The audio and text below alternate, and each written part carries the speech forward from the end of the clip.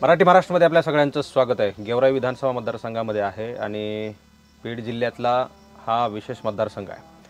विशेष मतदारसंघ यासाठी आहे की इथून सगळं राजकारण महाराष्ट्रातल्या एका विशिष्ट पक्षाचं झालेलं आहे। इथले प्रस्थापित असतील, इथले प्रस्थापित राजकारणी असतील, इथला मतदार असेल, यांचं आणि इथल्या प्रस्थापितांचं फार दीर्घकाळ नातं राहिलेलं आहे। महाराष्ट्राच्या राजकारणामधलं हे सगळं राजकारण म्हणजे गेवराईचं राजकारण संपूर्ण महाराष्ट्राला माहीत आहे। विधानसभेच्या 2024च्या निवडणुका लागलेल्या आहेत आणि या निवडणुकीमध्ये इथले प्रस्थापित मागच्या दीर्घकाळापासून अधिक काळापासून सैराबाहेर फिरत असल्याचं आपल्याला पाहायला मिळतंय। निवडणुका जाहीर झाल्यात, काही ठिकाणच्या उमेदवाऱ्या जाहीर झाल्यात, सर्वच पक्षांच्या पहिल्या याद्या जाहीर झाल्यात।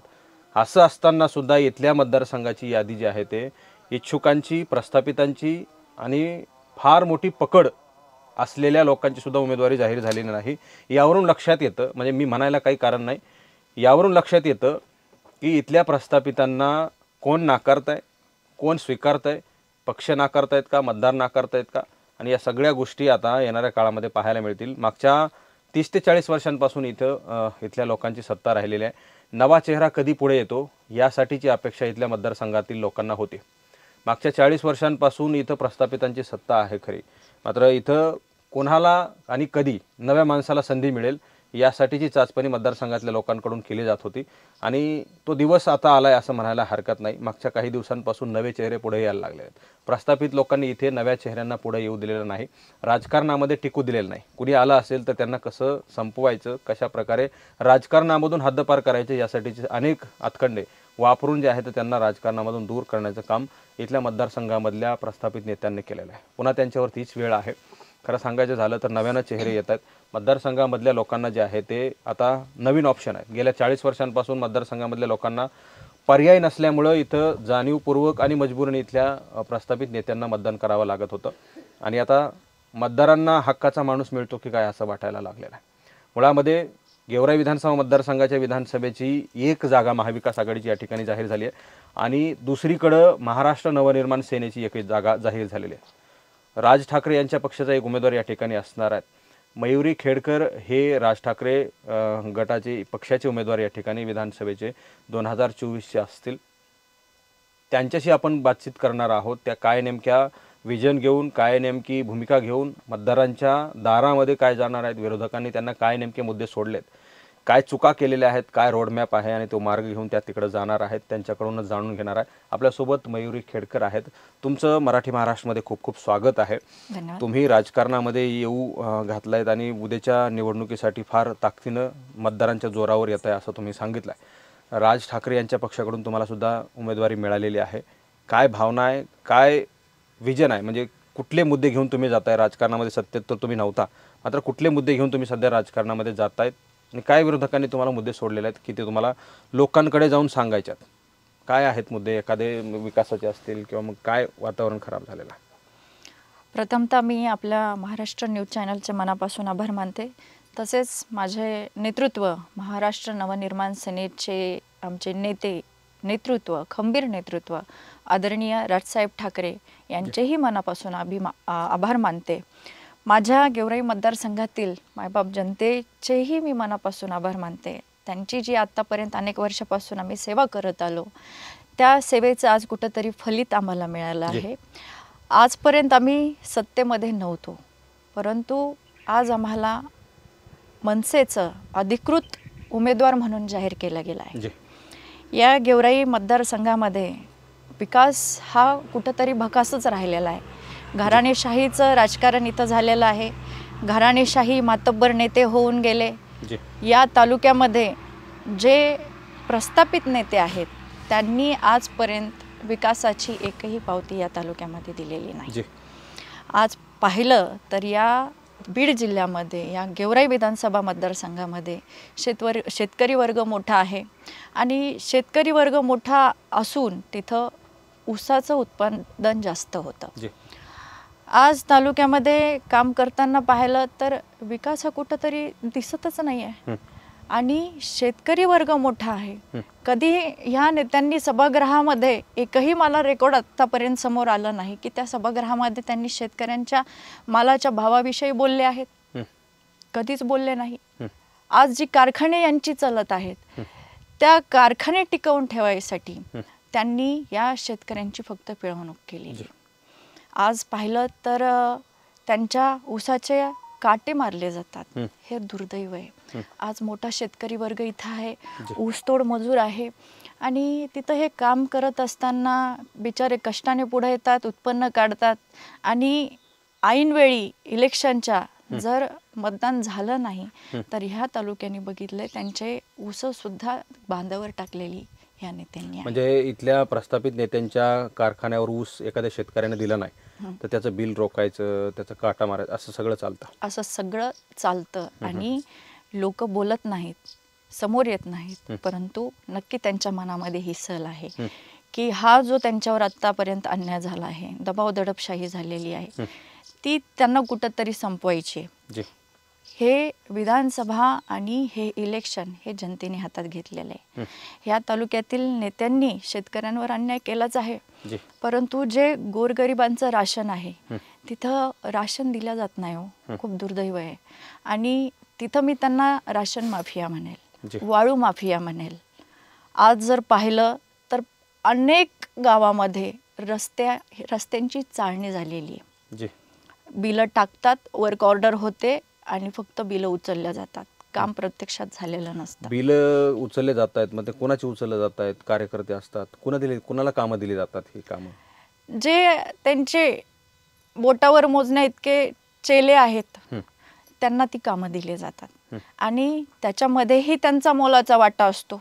वाळू माफिया इथं मोठ्या प्रमाणावर चालतो तर त्याचेही हप्ते त्यांना मिळालेलेच आहेत. त्यांनी तिथं हप्तेही खाल्लेले आहेत. अहो, आज जर पाहिलं तर अनेक मृत्यू इथं टिप्पर हायवेने झालेले आहेत.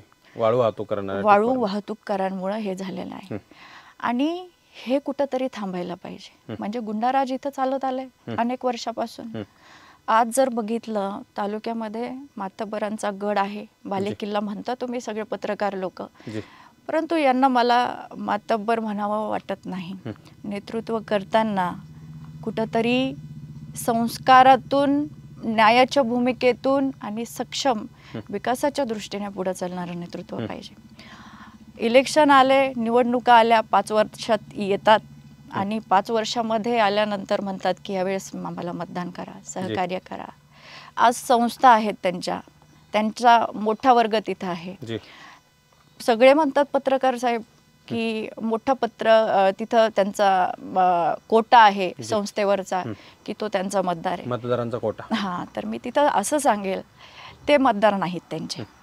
आज त्यांची पिळवणूक होते. मला एका गावामध्ये गेल्यानंतर त्यांच्याच संस्थेवर जी मुलं त्यांच्या कामावर होती त्या आईने मला बाजूला घेऊन सांगितलं, कुंकू लावताना सांगितलं, ताई काय सांगावा, नुसती पिळवणूक आहे आणि पगार हा आमचा 5-5 महिने थांबलेला आहे.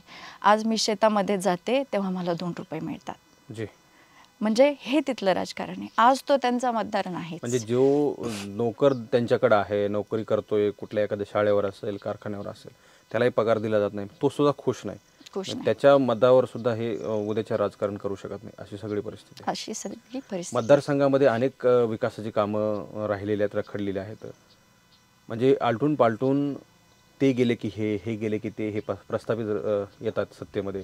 यासाठीच काय उपाययोजना आहे तुमच्याकडं? आज जर मतदारसंघामध्ये पाहिलं तर पंडित पवार आहेत.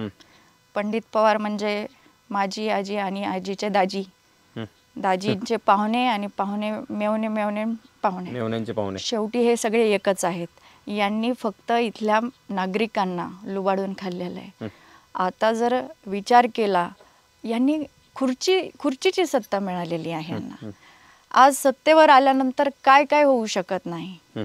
समाजकार्य तर करूच, परंतु सत्तेत आल्यानंतर मला सांगावं असं वाटतं, बारामतीचा विकास होऊ शकतो, चांगल्या प्रकारे होऊ शकतो. मग गेवराई मतदारसंघाचा विकास का होऊ शकत नाही?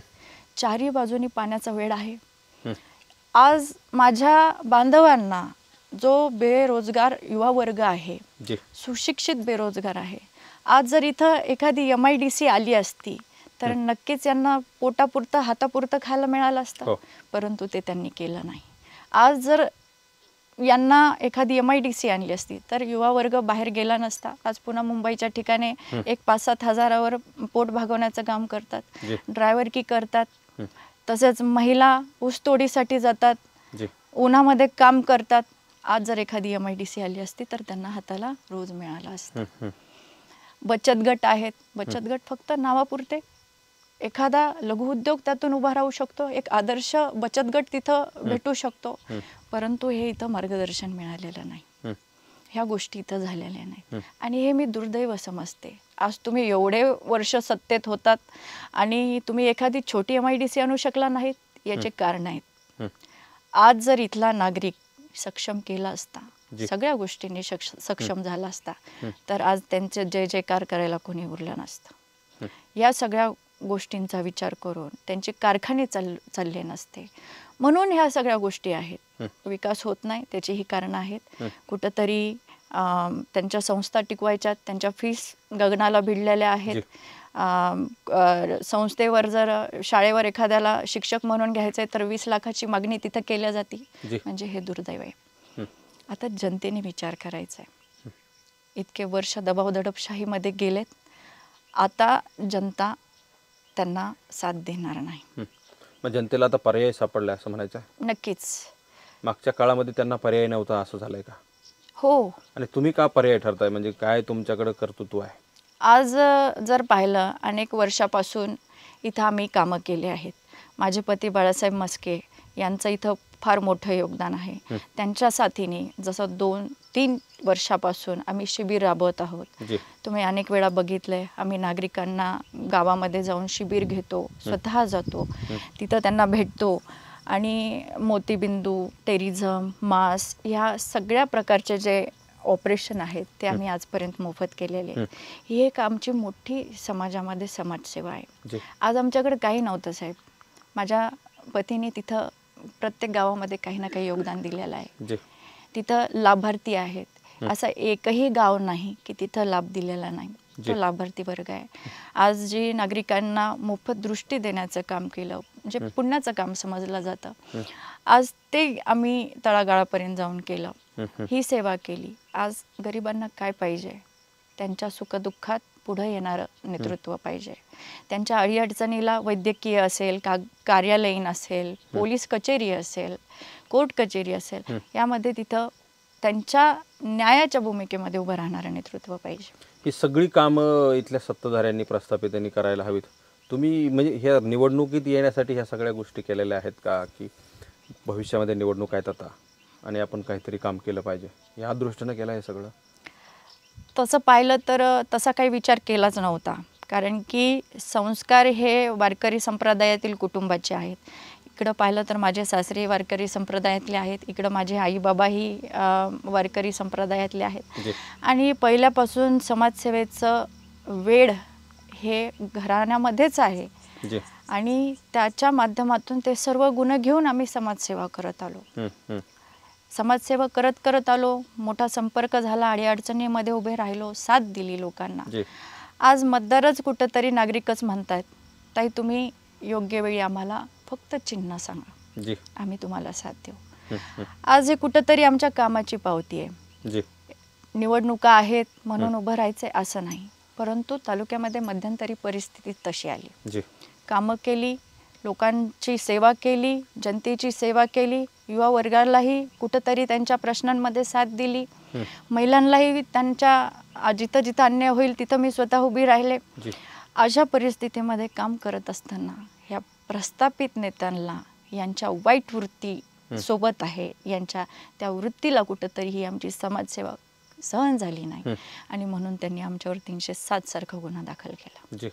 कार्यकर्ते एकमेकांमध्ये भिडवायचं हे सगळं काम इथं चालतं अशी फार मोठी चर्चा आहे.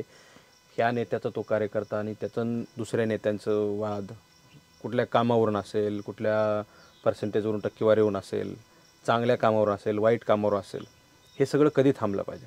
म्हणजे नेत्यांच्या वैयक्तिक भांडणं तर होत नाहीत, नेत्यांच्या कार्यकर्त्यांची भांडणं होतात. जरी ते सत्तेमध्ये एकमेकांचे विरोधक असले तरी ते एकमेकांच्या अंगावर जात नाहीत, कार्यकर्ते अंगावर जातात.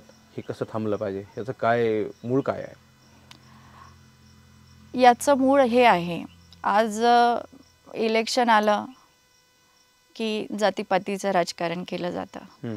या मतदारसंघामध्ये जे कोणी इच्छुक उमेदवार म्हणून पुढे आले आहेत त्यांना प्रत्येक वेळेस ह्या नेत्यांनी ह्या समज भावकी असेल, कार्यकर्ते असतील, यांच्या माध्यमातून त्यांच्या खांद्यावर बंदूक ठेवून त्यांना मागं खेचण्याचा प्रयत्न केलेला आहे. मी आत्ताच सांगितलं आमच्यावर 307 सारखा गुन्हा दाखल केला. हे कुठंतरी कारण आहेत. तुम्ही आधी प्रश्न विचारला, माझं उत्तर पूर्ण झालं नव्हतं, परंतु हे कारण आहेत की आता माझ्या घरामध्ये घाला घातलाय, केसेस आमच्यावर होतात. जर हीच वेळ माझ्या सर्वसामान्य मायबाप जनतेवर आली तर तिथं त्यांना सावरणारं कोणी नाही आहे. आज आम्ही कसे सावरलो यातून. ह्या मायबाप जनतेचे आशीर्वाद होते म्हणून सावरलो.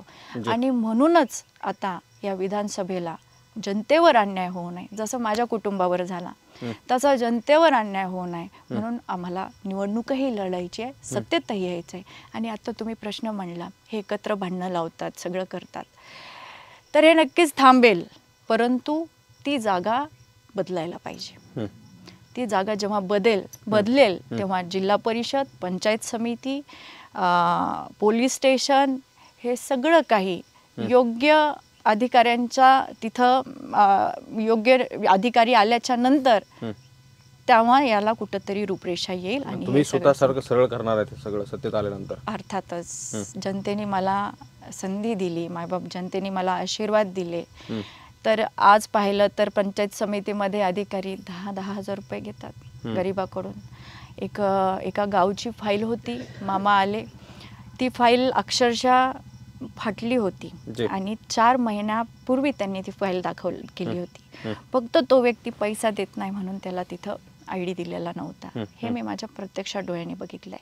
म्हणजे ह्या प्रस्थापित नेत्यांनी आजपर्यंत प्रशासन हातात घेतलं, अधिकारी बंगल्यावर बोलवले, अधिकाऱ्यांना आपल्या वेठीस धरल्या गेलं.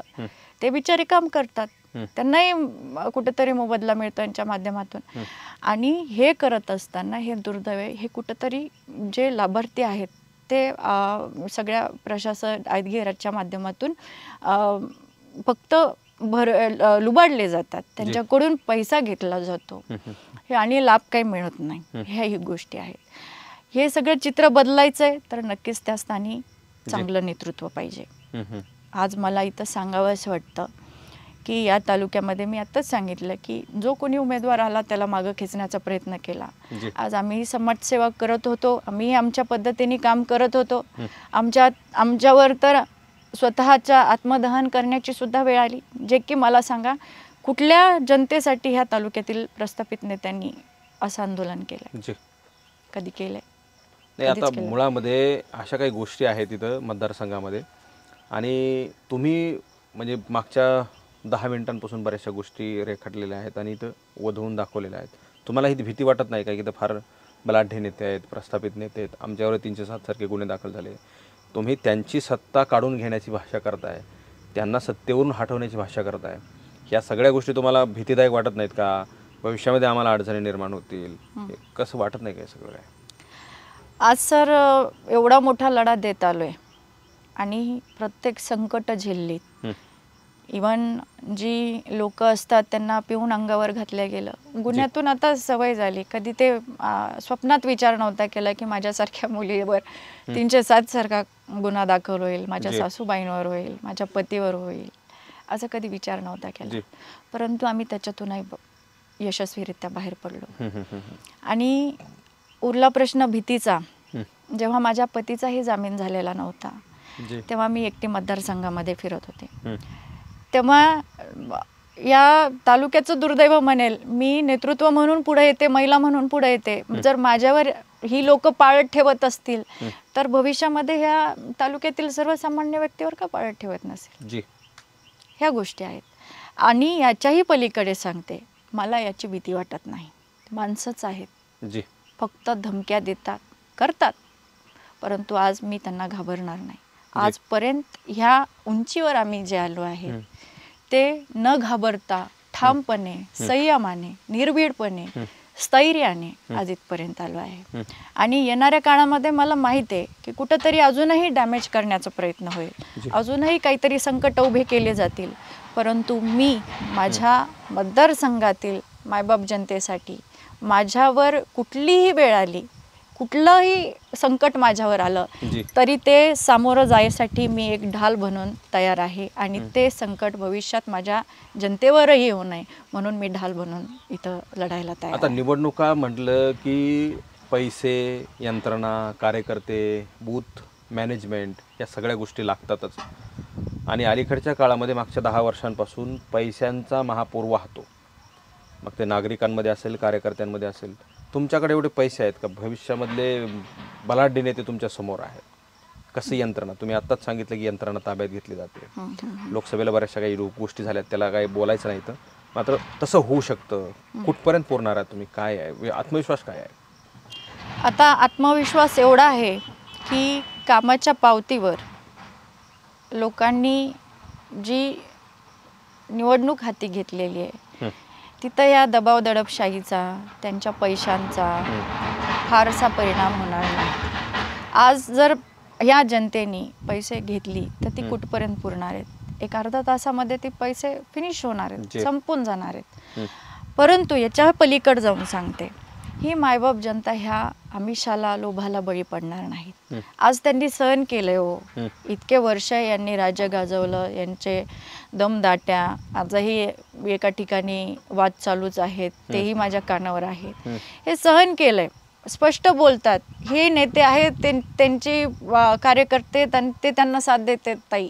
ह्या गोष्टी आहेत. जेव्हा वैयक्तिक त्रास होतो ना तेव्हा माणसाच्या मनामध्ये रोष असतो, एक राग असतो, परंतु त्यांना एक माध्यम पाहिजे. ह्या निवडणुकीमध्ये माध्यम त्यांना मिळणार आहे, नक्कीच मिळणार आहे. आणि या लोभाला, आमिषाला हे लोक बळी पडणार नाहीत. आता उरला प्रश्न यंत्रणेचा, बूथ बांधणीचा. हे आमची बूथ बांधणी यंत्रणा ही फार स्ट्रॉंग आहे. आतापर्यंत आम्ही या सगळ्या कामाच्या माध्यमातून आत्तापर्यंत जे आलो आहे तिथं चांगली पकड गाठली आहे. तिथं बूथ यंत्रणा स्ट्रॉंग आहे. याच्या पलीकडे यांचा कुठला परिणाम होणार नाही. आणि उरला प्रश्न पैशाचा, धनशक्ती ही काही कामाची नाही. आज जर पाहिलं तर अमाप पैसा दिला जातो, परंतु ही जनता कर्तृत्व करणाऱ्या, शब्द पाळणाऱ्या नेतृत्वाला नक्की संधी देणार आहे. आणि पैसा खर्च करायचा म्हणलं तर आता तो इलेक्शन पुरतं करावाही लागणार आहे. जनतेपर्यंत सिम्बॉल न्यायचा आहे, सांगायचं आहे, बोलायचं आहे, यंत्रणा आहे, प्रचार यंत्रणा आहे, याच्यासाठी पैसा लागणार आहे. तो तर आमच्याकडे आहेच.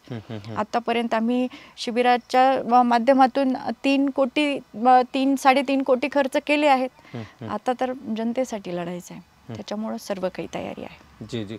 आणि येणाऱ्या काळामध्ये ह्या सगळ्या गोष्टी होऊ नयेत, म्हणजे प्रस्थापितांच्या विरोधात तुम्हाला लढायचं आहे, लोकांनाही वाऱ्यावर सोडायचं नाही आहे. संधी मिळालेली आहे, त्याचं सोनंही करायचं आहे तुम्हाला. मात्र आत्ता सध्याची परिस्थिती सध्या मतदारसंघाची काय आहे? लोकांचा मूड काय आहे? तुमच्या बाबतीमधल्या काय भावना आहेत? कसं कळतं तुम्हाला? संगम याच्यावर काय बोलायचं आहे तुम्हाला?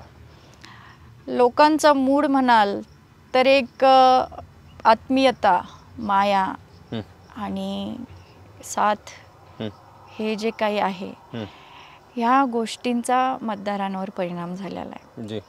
आज इथली परिस्थिती पाहिली तर आज मी जनतेमध्ये गेलेली आहे, संपर्क केलेला आहे, त्यांच्या सगळ्या गोष्टींमध्ये उभं राहिलेलो आहे. तर ही जनता एक महिला नेतृत्व म्हणून माझ्याकडे आशेचा किरण म्हणून बघते. आज या तालुक्याला महिला नेतृत्व मिळालेलं नाही, परंतु एक महिला आली समोर तर महिला सक्षमीकरणही होईल. शेतकऱ्यांचा आवाज उठवण्यासाठी मी तयार आहे. माझ्या मतदारसंघातील मोठा बेरोजगार वर्ग, युवा वर्ग आहे, त्यांच्या बाबतीतही भविष्यामध्ये काहीतरी नवीन करण्याची संधी मला मिळेल. त्याच्या माध्यमातूनही आम्ही तिथं चांगले प्रोजेक्ट आणण्याचा प्रयत्न करूयात. या गोष्टी आहेत. आणि आज जर पाहिलं तर ही जनता माझ्यावर खूप खुश आहे. मी विश्वासाने सांगते, येणाऱ्या काळामध्ये एक जर महिला कुटुंब सांभाळू शकते चांगल्या प्रकारे, 4 विचारांची 4 माणसे असतात, तसं मतदारसंघातही आहे. मला हे मतदारसंघ माझा कुटुंब म्हणून सांभाळायचं आहे, जपायचं. राज ठाकरे यांनी तुम्हाला उमेदवारी दिली खरी, मात्र त्यांचं कसं पाठबळ असणार आहे? आर्थिक असेल, इथल्या कार्यकर्त्यांचं असेल, त्यांची कुठली एखादी सभा होणार आहे का? काय तुम्हाला शब्द दिला आहे पुढचा?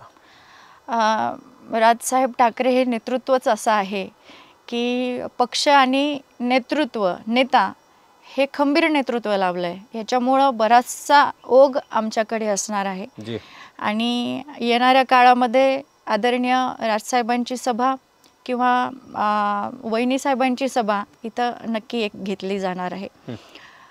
याच्या पलीकडे आज जर बळकटी पाहिली पक्षाची, आज अखंड महाराष्ट्रामध्ये जे मनसेचे कार्यकर्ते आहेत, पदाधिकारी आहेत, त्यांनी जेव्हा उमेदवारी जाहीर झाली, यादीमध्ये नाव डिक्लेअर झालं, तेव्हापासूनच सगळ्यांना आपल्या आपल्या मित्र असतील, नातेवाईक असतील, कार्यकर्ते असतील, यांना फोनद्वारे संपर्क करून आपल्या ताईंना निवडून आणायचं आहे.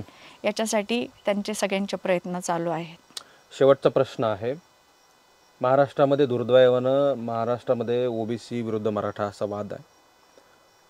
तो इथे असायला पाहिजे आणि का म्हणून नसावा, या सगळ्या गोष्टीमध्ये तुम्हाला कसा पूरक आहे? म्हणजे तुम्ही एका ओबीसी समाजामधून येता, तुम्हाला कसा प्रतिसाद आहे कुठल्या समाजाचा किंवा मग सर्वसमावेशक, काय तुम्हाला कोण सहकार्य करणार आहे? येस, मी या मतांची आहे. एक नेतृत्व पुढे येतं तर त्याला जातपात धर्म नसावे. जी त्याने सगळ्या जातीपाती धर्माच्या लोकांसाठी स्टँड राहायला पाहिजे. आज मी सर्वसमावेशक म्हणून पुढे येते. आज मी काम करताना, समाजसेवा करताना कधी कुणाला जातपात धर्म विचारलेला नाही. जी कधी कुणाची जात विचारली नाही किंवा धर्म विचारून त्यांना त्यांचं काम केलं असं झालं नाही. जी आज मी नेतृत्व म्हणून पुढे येते तर मला माझ्या मतदारसंघातील प्रत्येक जाती धर्माच्या लोकांसाठी तिथं उभं राहायचं आहे. जी आणि हा इफेक्ट कितीपर्यंत असतो?